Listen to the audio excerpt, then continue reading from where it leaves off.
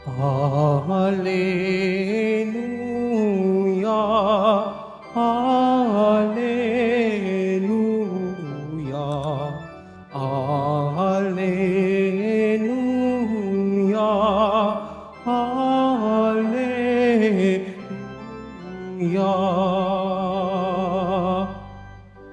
Mapalad ang inusig sa gawang puspos ng bait, pagkat may kakamting langit. Hallelujah, Hallelujah, Hallelujah, Hallelujah.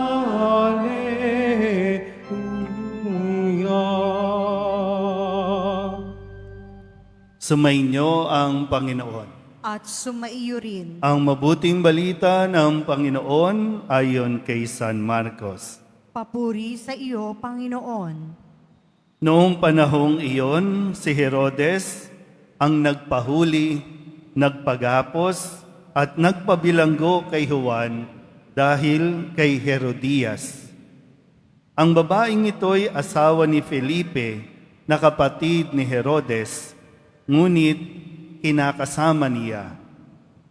Laging sinasabi sa kanya ni Juan, "Hindi matuwid na kunin ninyo ang asawa ng inyong kapatid." Kaya't si Herodias ay nagkimkim ng galit kay Juan. Hinangad niyang ipapatay ito, ngunit hindi niya magawa sapagkat natatakot si Herodes kay Juan. Alam niyang ito'y taong matuwid at banal, kaya't ipinagsasanggalang niya. Gustong-gusto niyang makinig kay Juan, bagamat labis siyang nababagabag sa mga sinasabi nito. Sa wakas ay nagkaroon ng pagkakataon si Herodias nang anyayahan ni Herodes sa kanyang kaarawan ang kanyang mga kagawad, mga pinuno ng hukbo at ang mga pangunahing mamamayan ng Galilea. Pumasok ang anak na babae ni Herodias at nagsayaw. Labis na nasiyahan si Herodes at ang mga panauhin, kaya't sinabi ng hari sa dalaga, "Hingin mo sa akin ang anumang ibig mo at ibibigay ko sa iyo." At naisumpa pa niyang ibibigay kahit ang kalahati ng kanyang kaharian kung ito ang hihilingin. Lumabas ang dalaga at tinanong ang kanyang ina, "Ano ang hihingin ko?" "Ang ulo ni Juan Bautista," sagot ng ina. Dali-daling nagbalik ang dalaga sa kinaroroonan ng hari. "Ang ibig ko po'y ibigay ninyo sa akin ngayon din sa isang pinggan ang ulo ni Juan Bautista," sabi niya. Labis na nalungkot ang hari, ngunit dahil sa kanyang sumpa na narinig ng kanyang mga panauhin, hindi niya matanggihan ang dalaga. Kaagad niyang iniutos sa isang bantay na dalhin sa kanya ang ulo ni Juan. Sumunod ang bantay at pinugutan si Juan sa bilangguan. Inilagay ang ulo sa isang pinggan at ibinigay sa dalaga. Ibinigay naman iyon ng dalaga sa kanyang ina. Nang mabalitaan ito ng mga alagad ni Juan, kinuha nila ang kanyang bangkay at inilibing. Ang mabuting balita ng Panginoon. Pinupuri ka namin, Panginoong Yesukristo. Magsiupo muna po ang lahat. Isang magandang umaga po sa inyong lahat. Palapakan natin ang Poong Jesus Nazareno. Ngayon po ay ginugunita natin ang pagpapakasakit ni San Juan Bautista. So, balikan lang natin ng kaunti ang kasaysayan ng ating simbahan bago pa ito mas nakilala sa tahanan o dambana ng Poong Jesus Nazareno. Ito po ay parokya o kinikilalang parokya ni San Juan Bautista. Makalipas ang ilang 100 taon, matapos ihanda ni San Juan Bautista ang parokyang ito, ang mga tao dito, dumating ang imahin ng Poong Jesus Nazareno. At simula noon ay talagang mas naging malalim ang pananampalataya ng simbahang ito. Kaya ang ating pong pagpapasalamat kay San Juan Bautista, dito sa Quiapo, 2 beses natin din pinararangalan si San Juan Bautista tuwing June 24 at tuwing August 29. June 24 ang kanyang pagsilang at August 29 ang kanya namang kamatayan. Kaya malaking bagay ang naiambag at naitutulong sa atin ni San Juan Bautista upang tayo po ay mas mapalalim sa ating pagkilala sa Poong Jesus Nazareno. Yung pananampalataya natin na nanggagaling din sa halimbawa ni San Juan Bautista. Sabihin niyo nga yung katabi ninyo, maging matapang ka. Dapat gano'n, Kung lumalalim ang ating pananampalataya sa Poong Nazareno, dapat itong nakikita sa atin pong katapangan. Hindi katapangan yung kaya mong makipagsuntukan. Hindi katapangan yung kaya mong magsinungaling. Hindi katapangan yung kaya mong magnakaw. Yan lalo yung kaduwagan. Ang tunay na katapangan ay yung hindi ka matatakot magsalita ng katotohanan. Yung maging totoo, yung nagpapakatotoo ka kahit sino ang kaharap mo. At yung katotohanan ay nanggagaling sa mga aral at turo ng Poong Jesus Nazareno. Ang mga deboto ba ng Nazarenong naririto, matatapang o iyakin? Iyak-iyak lang. Pag walang pera, iyak. Ganun lang ba tayo? O, tandaan natin mabuti ang deboto ng Poong Nazareno ay inaasahang mas magiging matapang. Matapang sa pagsasabuhay pagdating sa katotohanan.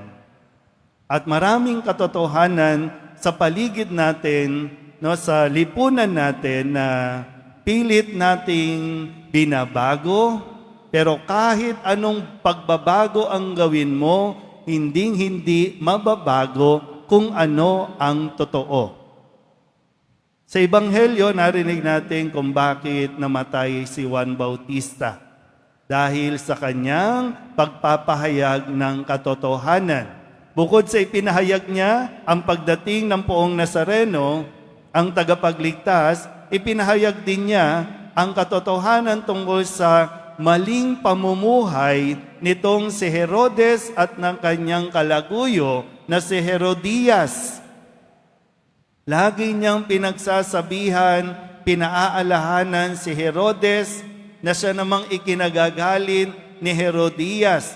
Mali ang asawahin mo ang asawa ng iyong kapatid. Kahit anong estado sa buhay, anuman ang tingin mo, mahirap ka man o isa kang hari o isa kang presidente, kapag nakikisama ka sa hindi mo asawa, kasalanan yan. Hindi yan mababago dahil, ay ako presidente ako, kaya okay na yan. Ako, dahil artista ako, dahil mayaman ako, okay na lang yan. Hindi pa rin mababago yan. Kasalanan pa rin ang pakikiapid. Kasalanan pa rin ang pakikisama sa hindi mo asawa. Magalit ka na o kung ano man ang gawin mo, pero hindi mababago ang katotohanan na yan.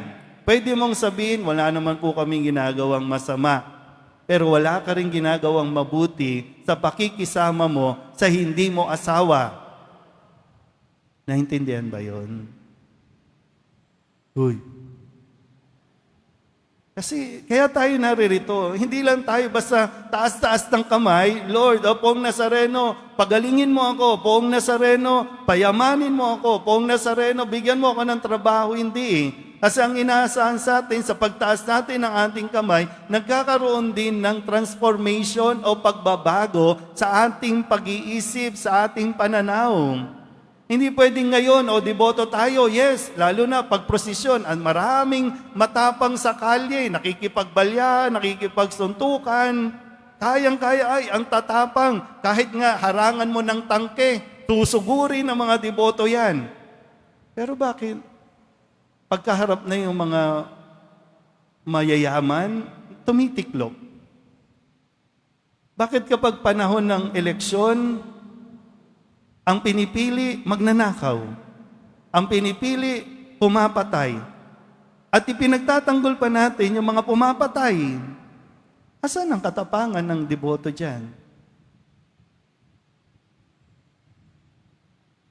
Uy, okay pa tayo? Di ba? Hindi pwedeng tahimik ka lang. Hindi ganon ang pananampalatayang ibinigay sa atin. Kahit nga si Kristo, di ba? Tahasan niya na sinasabi sa mga iskriba at pariseo, kawawa kayo, mga mapagpaimbabaw, mga mapagkunwari.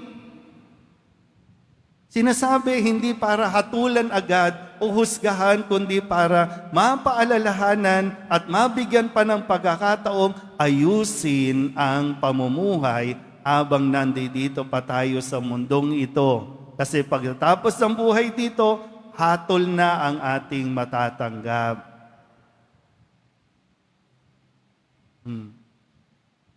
Ngayon, reklamo tayo. Binabaha tayo. Okay, bakit? Sino bang pumili sa mga nagnanakaw sa mga flood control project? Nakikita nyo na nga minsan, di ba? Nakikita na natin, pag binungkal na ang kalye, tapos alam mo naman na low quality, ang tagal-tagal, pag hinukay mo dito, ilang buwan, ilang taon, pero walang nagsasalita. Pero pag bumahana, oh Lord, kawawa naman kami, tulungan mo kami. Ano, pag mahirap, magtitiis na lang. Pag mayaman, papalakpakan pa natin kasi nagbigay ng bigas, nagbigay ng ayuda. Anong gagawin natin ngayon yan? Sa tingin nyo ba, matutuwa ang Poong Nazareno sa pinaggagawa natin? Ngayon, luluhod-luhod tayo, taas-taas ang kamay, mamaya magnanakaw na. Ngayon, luhod-luhod tayo, Biyernes, mamaya magsusugal na. Kaya marami na, hindi dapat mawala ang pogo, hindi dapat mawala ang sabong. Pero deboto ng Nazareno. Pag pumunta ka nga sa mga sabungan dito, may mga naka-t-shirt pa yan na Poong Nazareno. Pero sa pula, sa puti, sa pula, sa puti. Naglolokohan tayo dito. Hindi yan tunay na katapangan. Pero naghahanap tayo ng mga matatapang na mga deboto. Naghahanap tayo ng mga matatapang na mga Kristiyano. Ayon sa utos ng Diyos. So, hindi pwedeng i-adjust at hindi pwedeng mabago na okay na yan. Total, nagdo-donate naman po siya sa simbahan eh. Kaya okay na yan. I-justify natin para maging okay yung ginagawa natin sa pagbibigay. Sabihin nyo nga ulit sa katabi ninyo, magpakatatag ka. Uy, usapin yung katabi ninyo, no? Kasi talaga, minsan, totoo naman, ang hirap, no? Ang hirap. Pero kailangan natin magpakatatag. 1,000, ayuda, katotohanan, 1,000 na lang. Diba?